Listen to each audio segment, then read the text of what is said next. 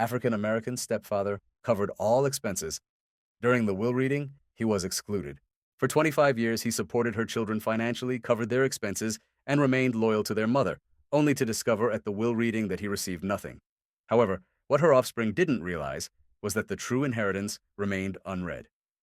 As family members assembled for Helen's will reading, Leonard remained seated quietly in the rear, never anticipating that the truth would destroy decades of devotion with a single statement. The chamber remained quiet except for the gentle hum of the overhead fan and the soft rustling of documents. Golden afternoon sunlight filtered through large windows, illuminating the polished wooden furniture of the city law firm. Leather-bound legal volumes stood along the walls like silent observers. An untouched silver platter of coffee and cookies remained neglected near the reception area. Leonard sat somewhat isolated from the others, his strong hands clasped in his lap, wearing a crisp, pressed dark suit. His bearing was noble, yet his eyes showed exhaustion, reflecting a man who had contributed far more than he had ever taken.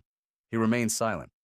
Words weren't necessary, as his mere presence conveyed a narrative the others chose to ignore. On the opposite side sat Helen's three offspring, Clara, Andrew, and Mitchell, clothed in mourning attire, but displaying restlessness rather than sorrow. Their hushed conversations stopped only when they cast cold glances toward Leonard, distant, strategic, as though he were an outsider, not the man who had helped nurture them. They had never addressed him as father, not once. Clara, the eldest, drummed her polished fingernails on her phone, browsing aimlessly while the attorney organized papers. Andrew continuously checked his timepiece while Mitchell reclined in his seat as if he controlled the space. They ignored Leonard's presence. They always had, but Leonard recalled everything.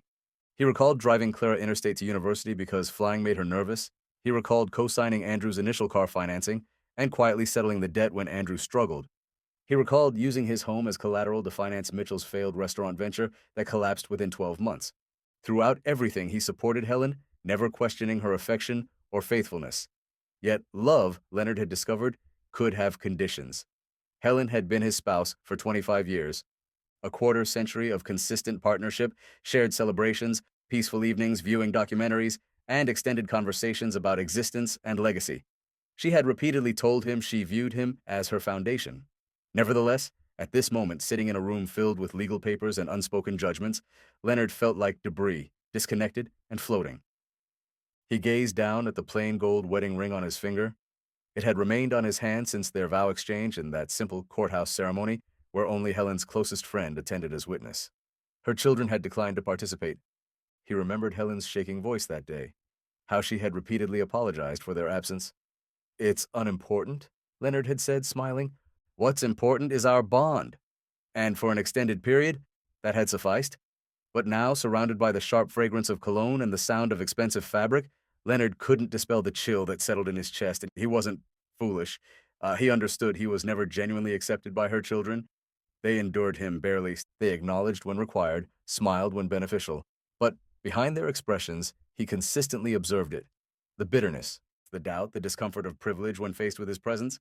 He didn't originate from wealth. He lacked the background or the exclusive club associations. What he possessed was faithfulness, hard-earned knowledge, and affection. Pure, unwavering love for Helen. So he sat silently, allowing Helen's memory to wash over him as the lawyer finally cleared his throat. "Thank you all for attending. As you understand, we're gathered today to honor the final will and testament of Helen Grace Whitmore." Leonard's chest constricted at hearing her complete name. She had always requested he call her Len. It was their personal tradition, tender, uncomplicated, theirs alone. He glanced once more at her children. Clara now sat with crossed arms, already disinterested. Mitchell appeared to be calculating the value of every asset he anticipated receiving. Andrew simply seemed anxious to conclude everything. Leonard drew a slow breath. He hadn't come seeking money. He didn't require validation. He came seeking closure. But deep within him, buried beneath years of patience and self-control, something whispered a warning that this day, this quiet, sun-filled afternoon, would reveal more than he was ready to hear. And shortly, it would. The lawyer adjusted his spectacles and began reading, his voice measured and official, cutting through the heavy silence like a judge's gavel. "To my cherished daughter, Clara," he stated, "I bequeath the lake house in northern New York, including all furnishings within." Clara straightened, her lips forming a pleased smile. She didn't attempt to conceal it. Leonard observed her peripherally but maintained his composed expression. That property had been Helen's preferred retreat, but it had also been Leonard's undertaking. He had personally renovated the encircling porch, constructed the stone walkway beside the garden, and even crafted the bookshelves in the study with his own hands. To my son, Andrew, the lawyer continued, I leave my investment portfolio estimated at approximately $850,000, along with my personal shares in Whitmore Holdings. Andrew released a quiet sigh of relief, silently mouthing, yes. Leonard remembered those shares, how Helen had once declared she would never sell them unless they faced desperation. Apparently, not desperate enough to share them with the man who had helped her survive 2 economic downturns. To Mitchell, the attorney proceeded, I leave the ancestral jewelry inherited from my grandmother, including the sapphire ring and emerald brooch, plus the classic Cadillac, which Leonard so generously maintained in operating condition. Leonard blinked. He remembered countless weekends spent beneath that vehicle, covered in grease. He had restored it not because Mitchell valued it, Mitchell hadn't even known how to operate it, but because Helen had asked him to preserve it for posterity. Now it would sit in Mitchell's garage, likely untouched like a forgotten prize. Leonard's heartbeat slowed with each statement. He didn't interrupt, he didn't move in his seat, but internally a quiet pain began forming, not because he desired any of it, but because he suddenly questioned whether he had ever truly belonged in this family. The lawyer shuffled additional papers. To my second cousin, Eleanor, I leave the antique china collection as she always appreciated it during holidays. Leonard nearly smiled. Eleanor had only appeared once in the previous decade, arriving late and departing early, but even she, it appeared, had earned recognition. He waited for his name, waited for acknowledgement, something to recognize the years. As the legal recitation of property distributions filled the room, Leonard's thoughts began wandering, drawing him back in time. It was nearly 30 years earlier. Helen had employed him to remodel her kitchen. She had been recently divorced, overwhelmed, sharp-tongued, yet still kind beneath the surface. He remembered how she had stood in the center of the old vinyl flooring, barefoot, arms crossed, indicating every cabinet she wanted removed. You're the contractor, correct? She had asked. Leonard had nodded, suppressing a smile. Only if you don't frighten easily. She hadn't laughed then, but she did later, 3 weeks into the project, over a shared meal and stories of fractured families. She told him she no longer trusted anyone. He didn't ask her to. Love didn't appear instantly. It arrived in gradual, gentle waves, a cup of coffee prepared for him each morning, a folded blanket left on the porch swing after long workdays, and finally the nervous invitation to dinner. Simply dinner. But everything transformed afterward. Her children had despised it. They referred to him as the handyman when discussing him, sometimes even directly to him. Helen defended him initially, but eventually she softened her stance to maintain peace. They just need time, she had said once, resting her head on his chest.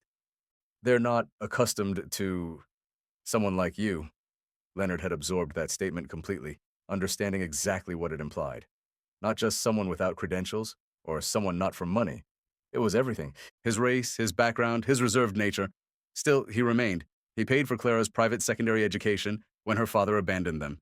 He covered Andrew's first semester at Yale and Mitchell's second business attempt after the initial failure. He took no recognition, no satisfaction, and he did it because Helen loved them and he loved her. Love, he believed, meant rising to the occasion even when no one acknowledged it. And now here he was sitting among those who had never applauded him. Once. The lawyer cleared his throat and surveyed the room. We are approaching the conclusion of Mrs. Whitmore's will. There are several final declarations before we finish. Leonard sat up slightly, eyes focused forward. Perhaps now, certainly now, he had waited sufficiently. The attorney's voice dropped slightly, as if recognizing the significance of what followed. He straightened the final page and glanced briefly around the room before reading the last line aloud. To my devoted husband, Leonard, I leave my gratitude. For a moment, the room became completely silent. Then came the gasps. Quiet, sharp, almost harmonized, the type of collective shock that slices through air like a sudden breeze.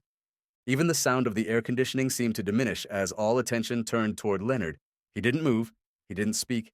He simply remained there, motionless, his posture stiff, his fingers trembling slightly on the armrest of the chair. My gratitude. 2 words, that was all. After 25 years of marriage, a lifetime of sacrifices, and building a family that was never truly his, all Helen had left him was a sentiment, a whisper on paper, nothing more. The attorney, uncertain how to continue, looked up, his lips parting slightly, but the harm had already been inflicted. Leonard blinked once, twice. He stared at the documents in the lawyer's hands as if willing the words to transform. But they remained unchanged, indifferent, and unmoved. Helen was gone, and this was her final message. No property, no accounts, no recognition, Nothing. Across the room, Mitchell leaned back in his chair with a smug expression, folding his arms like a monarch surveying conquered territory. Clara raised her eyebrows in mock surprise and exchanged a glance with Andrew, who released a quiet snicker. Then came the whisper, low, cruel, and sharp. I suppose he finally understands his position. Leonard heard it. Naturally, he did. Every word struck like a spike into his chest. But he said nothing. He rose slowly, adjusting his jacket as if preparing for cold that had nothing to do with temperature. His expression was unreadable, but his eyes glistened with the kind of pain that comes from deep, quiet betrayal. The kind you never anticipate because you trusted too completely. He nodded once to the lawyer, not from respect, but simply because he still believed in dignity, even when dignity wasn't reciprocated. Then he turned and departed. The sound of his footsteps resonated against the marble floor, each one slower than the previous. He didn't look back. He didn't give them the satisfaction of witnessing him shattered. But just before reaching the door, his hand rose slightly to his face. He wiped the corner of his eye. Once. Then continued walking. Outside, the sun still remained in the sky, but it no longer felt warm. The city continued as usual, cars honking, pedestrians hurrying by, a delivery driver shouting into his phone. Life progressed, unaware of the heartbreak occurring just beyond the office entrance. Leonard walked to the sidewalk's edge and stopped. The traffic signal turned green, but he didn't cross. He stood motionless, staring at nothing. His reflection in the nearby glass revealed a man who had given everything and received nothing in return. He thought about the early mornings when he prepared Helen's coffee before she awakened, the way she used to laugh when he repaired the broken heater in the depths of winter without being asked, the anniversaries he never missed, the occasions he defended her children even when they disrespected him. He had done all of it with love, not for recognition, not for reward, but this silence from beyond the grave, this erasure of everything he had meant to her. It wounded deeper than he expected. His shoulders drooped. A pedestrian brushed past him, murmuring an apology. Leonard barely noticed. All he could think was, why? Why had she left him with nothing? Had he misunderstood everything? Was her love merely words? Was her silence around her children's contempt a form of quiet agreement? Had he simply been convenient? He wanted to shout, but Leonard didn't believe in rage, not publicly. He had been taught throughout his life that the world already expected his anger. He refused to provide them additional ammunition, so instead he walked down the block, past the bank where he and Helen used to deposit their joint paychecks, past the flower shop where he purchased her tulips every spring, and into the lengthy afternoon where questions pressed heavily against his chest, but answers remained cruelly beyond reach. 3 days had elapsed. Leonard hadn't returned a single call. He hadn't stepped back into the house he once shared with Helen, now technically Clara's, according to the will. He had spent the last 72 hours in a small, rented apartment across town, surrounded by moving boxes he didn't yet have the strength to unpack. He hadn't wept, not because he didn't want to, but because the pain resided in a place too deep for tears. It existed beneath the bones, where only silence could reach. Then on the fourth morning, something unexpected arrived. A knock at the door, light, almost hesitant. When Leonard opened it, no one stood there, just a courier envelope resting on the welcome mat. His name was handwritten on the front in a script he recognized immediately. Helen's. His breath caught.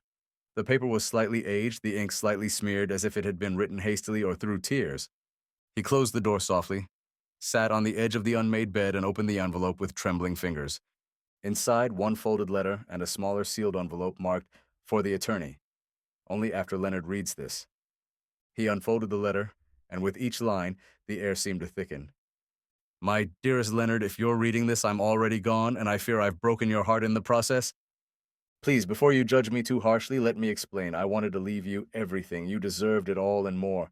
But my children, they came to me months ago with threats. They said if I left you a single cent, they'd contest the will, drag your name through the courts, and paint you as a manipulator. They said you only married me for my money. They said horrible things I knew weren't true, but the more I pushed back, the more vicious they became. And, Leonard, I was scared. Not for myself, but for the peace you so deeply deserve. I didn't want you to spend your golden years battling vultures, so I made a choice. I created 2 versions of my legacy. The one they heard, the public will, was a decoy. I wanted to see who they would become when they thought they had it all, and I wanted you to see it too. The real will, the real plan, is enclosed in the second envelope. Inside, you'll find the access details to the trust I created solely in your name. It contains the house, the stocks, the properties, the art collection, the accounts, everything. You never asked for anything from me. but I've spent 25 years quietly building a life for you in return for the one you gave me. You saved me, Leonard. You gave me something no inheritance ever could. Dignity, safety, unconditional love. Please forgive me for the performance I had to leave behind. I only wanted the truth to reveal itself in time. And now, it has. Forever yours, Helen. Leonard stared at the page, the words swimming before his eyes. He read the letter again and again. At each time, the sharp ache in his chest softened, replaced by something else, something he hadn't allowed himself to feel since the day in that law office. Relief. Not for the money, not for the properties. But because Helen had seen him, truly seen him. She hadn't betrayed him. She had protected him. In her own quiet, brilliant way, he looked down at the second envelope and opened it with careful hands. Inside were printed documents, notarized and signed, bank account numbers, deed transfers, a legal trust in his name, and tucked into the final page, a mission statement. Helen had created a foundation in his name, one designed to fund mentorships and scholarships for stepfathers and guardians of blended families, men like Leonard who often gave everything and received nothing in return. It wasn't just a gift, it was a legacy. Leonard closed his eyes, clutching the letter to his chest. For the first time in days, he let himself cry. Not out of sorrow, but out of gratitude, out of vindication, out of love. Because sometimes justice doesn't shout, it whispers. In letters left behind, in actions buried beneath layers of silence, in a truth that finally rises when everything else has fallen away. And in that moment, Leonard knew. Helen had never left him out. She had simply saved the best for last. Leonard didn't return to the law office. He didn't call Helen's children. He didn't storm into what was once his home demanding recognition or vengeance or apology. Instead, he took a deep breath, folded Helen's final letter, and began again. Not for himself, but for the people like him. The ones who loved quietly, who gave everything without ever asking for credit. The invisible fathers, the second husbands, the quiet protectors. Within weeks, he activated the foundation Helen had created in his name, the Leonard Trust. Its mission was clear. Scholarships for underrepresented stepfathers and guardians, men who often filled the gap in broken families but were written out of their stories. Applications poured in, men from all walks of life. Construction workers, teachers, bus drivers, finally saw themselves valued. Leonard met them, shook their hands, listened to their stories, and for the first time, he no longer felt alone in the role he had carried. For decades, he still lived in the same house, the one Helen had left to him quietly, legally. The same house her children once assumed was theirs to claim. They returned one afternoon, weeks later, smug and entitled with printed paperwork and threats of eviction. Clara even arrived with a realtor, ready to list the home without so much as a knock. But when they opened the gate, they found Leonard already seated on the porch sipping tea, a file of documents neatly waiting beside him. "I'd ask you to sit," he said gently, "but something tells me this won't take long." They scoffed, laughed, called him delusional, until he handed them the papers, the trust documents, the deeds, Helen's signature, the notarized filings. They read in silence, the color drained from Clara's face. Mitchell stared at the foundation brochure, with his name nowhere in sight. Andrew paced like a man who'd just bet the house and lost. Leonard didn't raise his voice. He didn't gloat. He simply stood and looked each of them in the eye. "You can inherit money," he said calmly, "but character? That's earned." No one responded. There was nothing left to say. They left without another word. Later that night, Leonard walked through the hallway lined with memories, photos of vacations, birthdays, quiet dinners. Some had faces he no longer saw as family, but others, like the one of him and Helen standing arm in arm on the porch, still brought warmth. He placed her letter in a frame on the mantel, not as a trophy, but as a reminder. That love, real love, isn't always loud. Sometimes it's found in sacrifice, in grace, in the quiet decision to rise when the world expects you to fall, and in choosing to build something lasting, even after everything else is gone. If you enjoyed this story of justice and perseverance, consider subscribing to our channel for more inspiring tales of triumph over adversity